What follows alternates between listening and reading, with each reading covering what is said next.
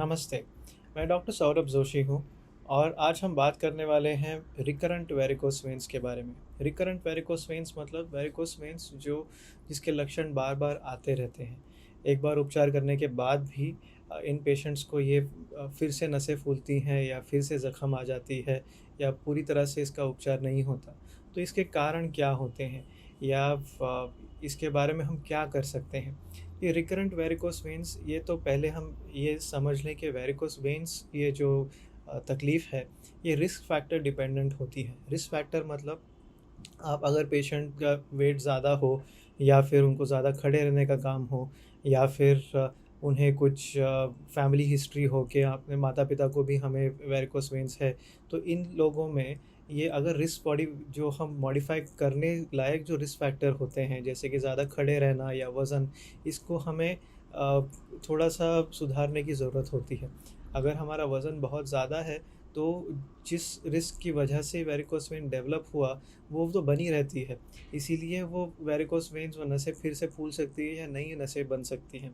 इसके अलावा जो होता है स्टैंडिंग फॉर लॉन्ग टाइम या sitting for long period of time, तो इमोबिलाइज़ेशन मतलब एक जगह पे खड़े रहना या एक जगह पे बैठे रहना बहुत समय के लिए आपके काम काम की वजह से या आपके जो जनरल रोज़मर्रा की एक्टिविटी है उसकी वजह से। तो अगर बहुत ज़्यादा देर के लिए हमें खड़ा रहना पड़ता है या एक जगह पे बैठा रहना पड़ता है, तो इसकी वजह से जो रिस्क फैक्टर जिसकी वजह से पहले आपके वेरिकोस वेन बने हैं, वो तो सेम रहते हैं। उससे फिर से आने की संभावना बढ़ जाती है। इसके अलावा कुछ तकनीकी कारण भी होते हैं। अभी जब हम वेरिकोस वेन्स की जाँच करते हैं, तो इसमें इसका जो सोनोग्राफ़ी होती है, कलर डॉप्लर अल्ट्रासाउंड, ये इसका बहुत ही एक अहम हिस्सा होता है। तो इसमें क्या होता है कि हम जान लेते हैं कि आपको वेरिकोस वेन्स तो है, पर इसके अलावा कोई दूसरी नसों में क्लॉट तो नहीं है। बाकी आपकी जो डीप वेन है, इसमें खून कैसे बह रहा है, नॉर्मल फ्लो हो रहा है क्या नहीं हो रहा है, कितनी ज़्यादा फूली हुई वेन्स हैं। आपका अगर प्रीवियस ऑपरेशन हो चुका है तो फिर इसमें कौन-सी वेन अभी खुली है, कौन-सी नहीं खुली है।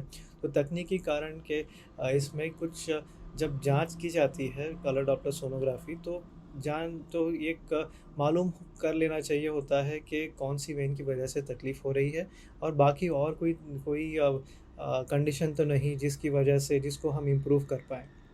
तो तकनीकी कारण में अभी हम हमारे सारे पेशेंट्स का मैं और मेरी टीम हम खुद से ही स्कैन करते हैं, जिससे हमें पता चल जाता है कुछ सटल चीज़ें होती हैं, जैसे सुपरफिशियल थ्रोम्बोफ्लेबाइटिस होता है या सुपरफिशियल थ्रोम्बोसिस होता है, मतलब वेरिकोस वेन के अंदर ही खून की गाँठ बन जाना।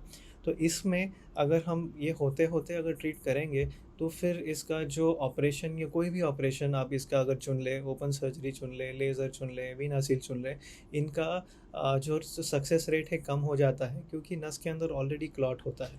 तो उसमें अगर आप किसी तरह से उसको एब्लेट करना चाहें मतलब लेज़र से या रेडियो फ्रीक्वेंसी से गर्म करें या वीना सील से नस को चिपका दें, तो उसमें वो पूरी तरह से अच्छी तरह से नहीं बंद हो जाएगा। और जब भी वो 2-3 महीने में ये क्लॉट अपने आप पिघल जाएगा या फिर सरक जाएगा तो वो खुली हुई नस फिर से वहाँ पे आ जाएगी। तो इसके लिए ये हमें जानना होता है कि आपकी दूसरी कोई प्रॉब्लम तो नहीं है और नसों का जो क्लॉट है या नहीं है, अगर क्लॉट है तो उसको पहले दवाई देके ठीक करके बाद में ट्रीट करना होता है। इस तरीके से उसके बाद में भी ऑपरेशन हो जाने के बाद में ये जो जो ट्रीटमेंट का केयर का साइकिल है ये ख़त्म नहीं होता।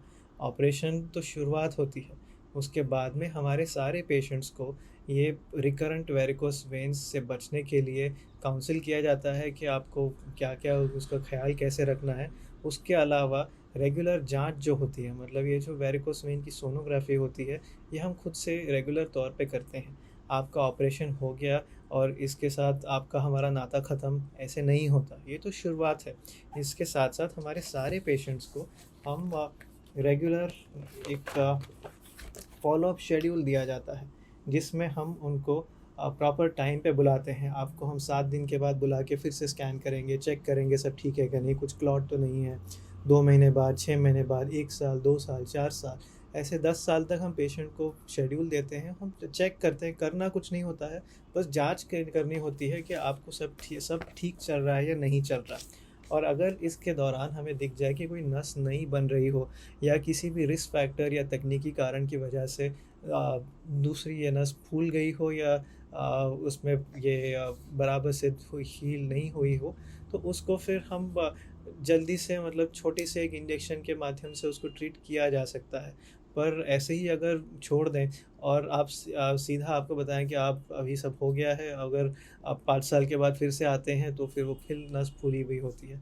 तो ऐसे हमें एक रेगुलर जाँच करने की ज़रूरत है। इसके अलावा जो अलग-अलग टेक्नीकें होते हैं प्रोसीजर की ट्रीटमेंट करने की, उसके नोन रिकरेंस रेट्स होते हैं, नोन फेलियर रेट्स होते हैं। जैसे कि ओपन सर्जरी जो पुराना तरीका था, इसका बहुत ज़्यादा फेलियर रेट था। इसकी ये पूरी तरह नस निकलती नहीं थी या फिर जो नस बच जाती थी, उससे नियोवास्कुलराइज़ेशन से नई नसें बन जाती थी। और ये इससे पता था कि और कुछ तरीका नहीं है, इसीलिए हम करते थे। उसके अलावा जब जब लेज़र का तरीका आया, तो लेज़र का तरीका एक ऐसे नस को जलाने का तरीका है, और जलाने में उसकी जब कितनी पावर होती है, मतलब कितने में अगर आप खाना बना रहे हो तो कितनी आँच रखेंगे, तो ये कितनी आँच रखोगे उस पे डिपेंड करता है कि खाना कैसे पकेगा। उसी तरह लेज़र में आप कितनी पावर दोगे या फिर उसमें आप कितना गर्म करोगे, उस पे डिपेंड करता है कि नस कैसे बंद हो, कितनी बड़ी नस को क्या करना है। ये ऑपरेटर डिपेंडेंट भी होता है, इसके लिए तकनीकी कारण होते हैं, कभी-कभी वो पावर कम हो जाती है तो नस बराबर से बंद नहीं होती है। और उसके अलावा लेज़र जो है जो नस को या फिर रेडियो फ्रीक्वेंसी एब्लेशन है, नस को गर्म करके जलाने के तरीके थे। इसमें हमें दूसरी जो नर्व होती है, मतलब सेंसेशन की वाहिनी होती है, उनमें जो ये उष्णता लगने की जो रिस्क होती है, ये कम करने के लिए ये ऑपरेशन यूजुअली घुटने के ऊपर से किया जाता है, घुटने से हिप तक किया जाता है।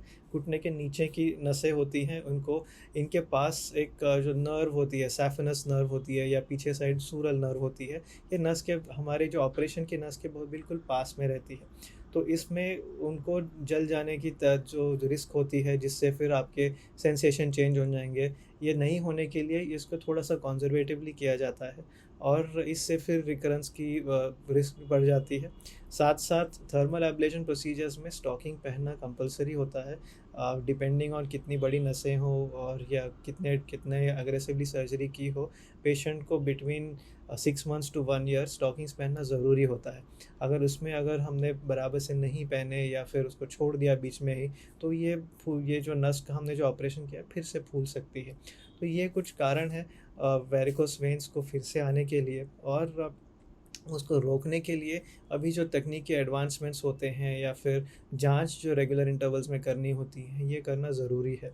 अभी के जो जो इसकी करंट टेक्निकल एडवांसमेंट है, ये नॉन थर्मल एब्लेशन की तरीके से होता है, मतलब बिना गरम किए उष्णता की यूज़ न करते हुए एक तरीके का मेडिकल ग्लू होता है।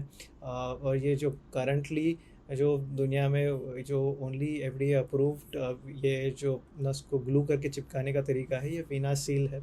इसमें हम नस को गर्म न किए उसको अंदर से चिपका देते हैं, और ये चिपकने की प्रक्रिया वो को टाइम लगते हैं लगभग 3 मिनट। तो इस जो हम 6 महीने के स्टॉकिंग से करते थे, ये 3 मिनट में नस चिपक जाती है। और क्योंकि हम हीट नहीं करते, तो हम पेशेंट को एडी से ऊपर तक ट्रीट कर सकते हैं, क्योंकि इसमें थर्मल नर्व इंजरी का रिस्क नहीं होता है। और इसके अलावा इसके और भी कुछ बेनिफिट होते हैं कि हम बहुत ही बुज़ुर्ग पेशेंट के भी ट्रीटमेंट कर सकते हैं बिना बेहोशी के, बिना स्पाइनल एनेस्थीसिया के। और जिनको ज़ख्म होती है, तो ज़ख्म के नीचे से लेज़र करना बहुत ही दर्दनाक होता है कि हम उसके नीचे अगर ऑलरेडी ज़ख्म है, उसके नीचे 100 डिग्री तक गर्म करोगे तो उसमें सुन्न नहीं कर सकते और बहुत तकलीफ़ होती है। इसके विपरीत वीनासील में हम ज़ख्म के नीचे तक कर सकते हैं, क्योंकि इसमें जलाना नहीं होता है। और ये कुछ कारण हैं कि हम रिकरेंस को कैसे जल्दी पहचान सकें, और रिकरेंस को हम कैसे ट्रीट कर सकें। पर्सनली मैं और मेरी टीम ये रिकरेंट वेरिकोस वेन्स को ट्रीट करने में हमारी स्पेशलिटी है। और इसके लिए हमें एक लंदन के कॉलेज ऑफ फ्लेबोलॉजी के कॉन्फ्रेंस में हमारा जो प्रेजेंटेशन था, ट्रीटिंग रिकरेंट वेरिकोस वेन्स इन साउथ एशियंस, इसमें एक फ़र्स्ट प्राइज़ भी मिला था। और वैसे ट्रीट करना, ऑपरेशन कोई भी ऑपरेशन करना, उसके बाद में जांच करना बहुत ज़रूरी है। ये अगर जांच करने का शेड्यूल नहीं होता है, तो फिर ये ट्रीटमेंट थोड़ी अपूरी रह जाती है। हमें अगर बच्चे को स्कूल में आप एडमिशन दिलाएँगे तो बुक तो खोल के तो देखते ही हैं ना, एडमिशन हो गई मतलब बात ख़त्म, ऐसे नहीं है। हमें प्रोग्रेस भी तो मॉनिटर करनी होती है। जैसे अगर हम ऑपरेशन करेंगे तो आगे जाके कैसे है, आपका ख्याल ठीक से रखा जा रहा है कि नहीं, आपके इन्फेक्शन तो नहीं है, नस बराबर बंद हुई है कि नहीं, ये जांच करना भी उसके उसके साथ करना ज़रूरी होता है। इसीलिए ये रिकरेंस के ये जो जो कारण है, इससे बचा जा सकता है और जल्दी पहचाना जा सकता है, और उसके जल्दी पहचान के जल्दी से उसके ऊपर कुछ उपचार किया जा सकता है, बिना वेट किए सालों साल तक कि अभी ये बहुत ज़्यादा फूल गई है तो पूरा रिपीट लग जाता है। वैसे सुनने के लिए धन्यवाद। Thank you.